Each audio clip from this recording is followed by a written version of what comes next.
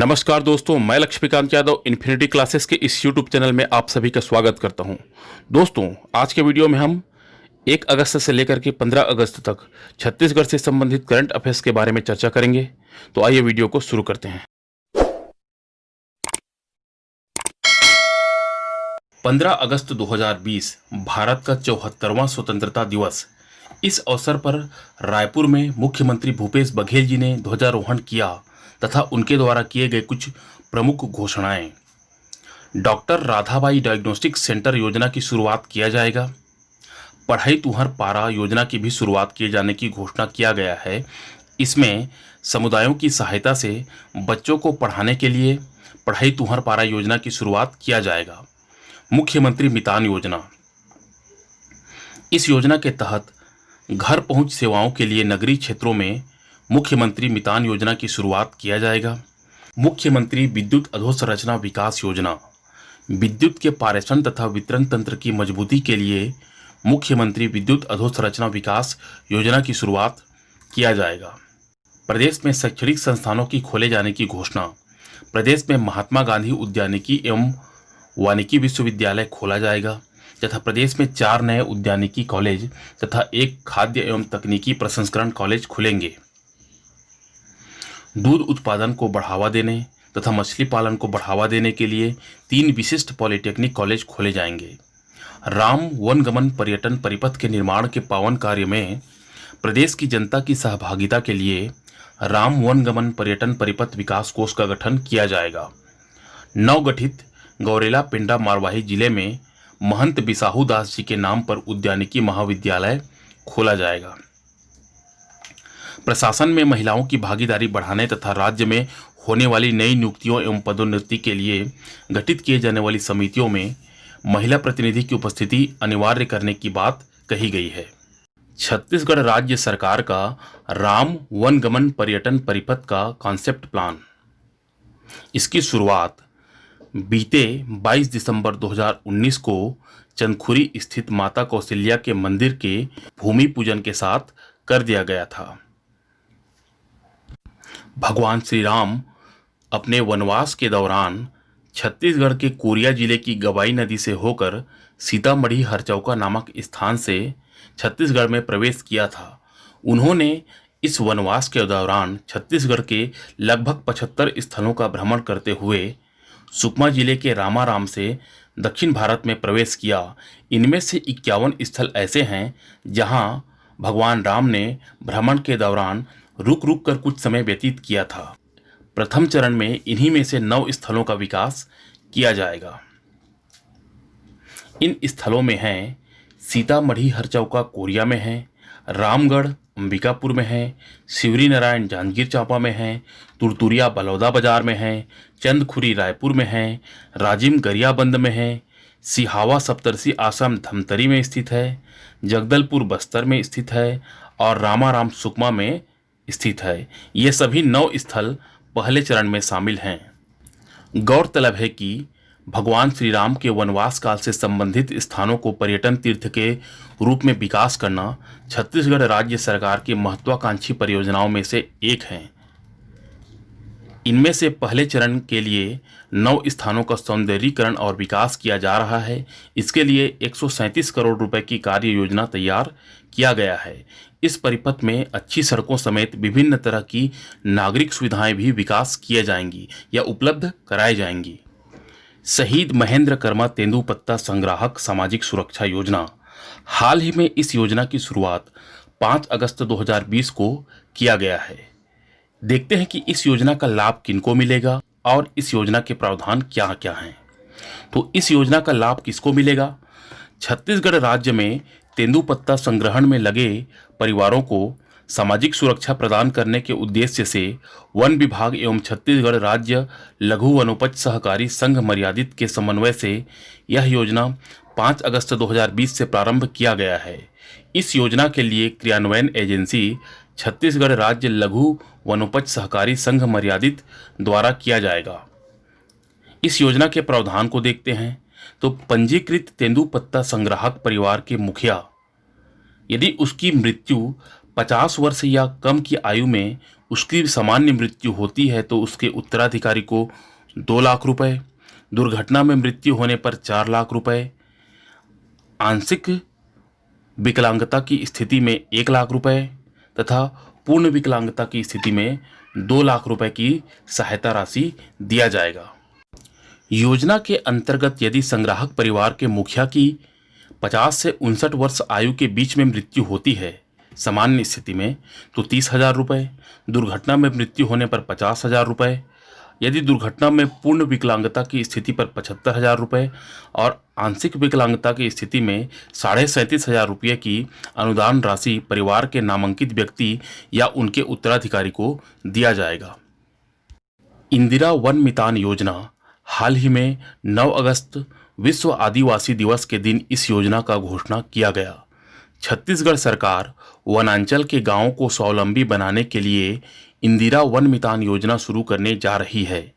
इस योजना के तहत राज्य के आदिवासी अंचल के 10,000 गांवों में युवाओं के समूह संगठित करके उनके माध्यम से वन आधारित समस्त आर्थिक गतिविधियों का संचालन किया जाएगा।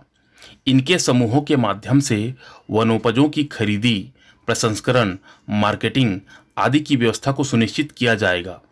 राज्य के प्रत्येक आदिवासी विकास खंडों में वनोपज प्रसंस्करण केंद्रों की स्थापना किया जाएगा। मुख्यमंत्री भूपेश बघेल जी के अनुसार अनुसूचित क्षेत्रों के 19 लाख परिवारों को इस योजना से जोड़ने का लक्ष्य रखा गया है। यूनिवर्सल पीडीएस योजना मुख्यमंत्री भूपेश बघेल जी के नेतृत्व में राज्य के सभी निवासियों को खाद्य सुरक्षा सुनिश्चित करने के लिए महात्मा गांधी की 150वीं जयंती पर 2 अक्टूबर 2019 से सार्वभौम यानी कि यूनिवर्सल पीडीएस योजना का शुभारंभ किया गया था। इस योजना के तहत राज्य सरकार द्वारा प्रदेश के 96% लोगों को खाद्यान्न उपलब्ध कराया जा रहा है। खाद्य विभाग द्वारा राज्य के सभी राशन कार्डधारी परिवारों को हर महीने 35 किलो चावल दिया जा रहा है। छत्तीसगढ़ खाद्य एवं पोषण सुरक्षा अधिनियम 2012 के प्रावधानों में गरीब और जरूरतमंद परिवारों के हितों को ध्यान में रखकर आवश्यक सुधार किया गया है। छत्तीसगढ़ हज हाउस मुख्यमंत्री भूपेश बघेल ने ईद उल अजहा के मौके पर वीडियो कॉन्फ्रेंसिंग के माध्यम से नया रायपुर अटल नगर में छत्तीसगढ़ हज हाउस का शिलान्यास किया। छत्तीसगढ़ के हज यात्रियों को पहले नागपुर जाना पड़ता था। हज हाउस के निर्माण के बाद यहीं उनके लिए सारी सुविधाएं उपलब्ध हो जाएंगी। परिवहन एवं आवास मंत्री मोहम्मद अकबर के अनुसार छत्तीसगढ़ से ही उड़ान शुरू करने के लिए प्रयास करने की बात कहा गया है। वसुंधरा सम्मान छत्तीसगढ़ में लोक जागरण के क्षेत्र में उल्लेखनीय कार्य करने के लिए स्वर्गीय देवी प्रसाद चौबे जी की स्मृति में दिया जाता है। इस वर्ष यह सम्मान ई.भी. मुरली को दिया जाएगा, जो कि हितवाद दैनिक अंग्रेजी के संपादक हैं। छत्तीसगढ़ में चर्चित स्थल जगदलपुर। छत्तीसगढ़ का जगदलपुर देश का पहला ऐसा नगर निगम बन गया है जहां शहरी लोगों को वन भूमि का अधिकार पत्र प्रदान किया गया है। नया रायपुर का पुरखौती मुक्तांगन मुख्यमंत्री भूपेश बघेल जी ने शहीद वीर नारायण सिंह स्मारक एवं संग्रहालय का वीडियो कॉन्फ्रेंसिंग के जरिए नवा रायपुर पुरखौती मुक्तांगन में ई शिलान्यास किया। मरवाही ग्राम पंचायत मुख्यमंत्री भूपेश बघेल जी ने जनप्रतिनिधियों की मांग पर मरवाही ग्राम पंचायत को नगर पंचायत बनाने की घोषणा किया है। गढ़िया पहाड़ संग्रहालय कांकेर में है। आदिवासी संस्कृति के संरक्षण के लिए मुख्यमंत्री भूपेश बघेल जी के द्वारा कांकेर में गढ़िया पहाड़ संग्रहालय की आधारशिला रखी गई। धमतरी से देश के पहले health and wellness centre window सेवा की शुरुआत किया गया।